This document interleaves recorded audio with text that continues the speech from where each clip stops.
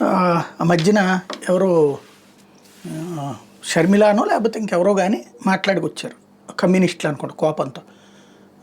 ఆంధ్రాలో బీజేపీ గట్టిగా కష్టపడక్కర్లేదు, పాతికి పార్లమెంట్ సీట్లు బీజేపీకే మద్దతు ఇస్తున్నాయి, మోడీకే మద్దతు ఇస్తున్నాయి, అందుకే పార్టీని పైకి తీసుకుపోవట్లేదు అన్నటువంటిది.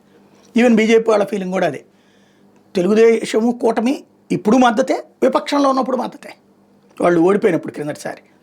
అలాగే జగన్మోహన్ రెడ్డి 2014లోనూ మద్దతే, ఇప్పుడు మద్దతే.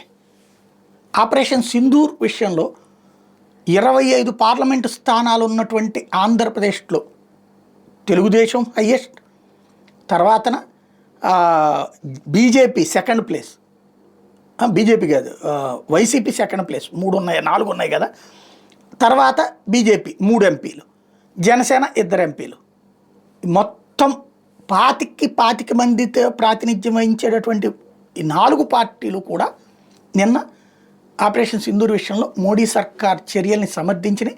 ఆపరేషన్ సింధూర్ అద్భుతమైనటువంటిది అన్నటువంటిది గుర్తు చేసినాయి. ప్రజలకు ప్రయోజనకరమైనటువంటి పని చేస్తున్నారు, పాకిస్తాన్ ఓవర్ యాక్షన్ కంట్రోల్ చేశారు, మన సైన్యానికి పూర్తి స్థాయిలో నీరాజనాలు అర్పించారు. తద్వారా 25 మంది మద్దతు ఇచ్చినటువంటి ఏకైక రాష్ట్రం. ఎందుకంటే బీజేపీ పాలిత రాష్ట్రాల్లో ఉత్తరప్రదేశ్లో ఉందనుకోండి, బీజేపీ ఎంపీలు ఇటు సమర్థిస్తే సమాజ్వాదీ పార్టీ మిగతా ఎంపీలు అటు వ్యతిరేకిస్తారు కదా. అట్లాగే మధ్యప్రదేశ్ అయినా, రాజస్థాన్ అయినా, ఛత్తీస్గఢ్ అయినా అక్కడ ఉన్నటువంటి అపోజిషన్స్ వ్యతిరేకిస్తాయి కదా, ఒరిస్సా కానీ.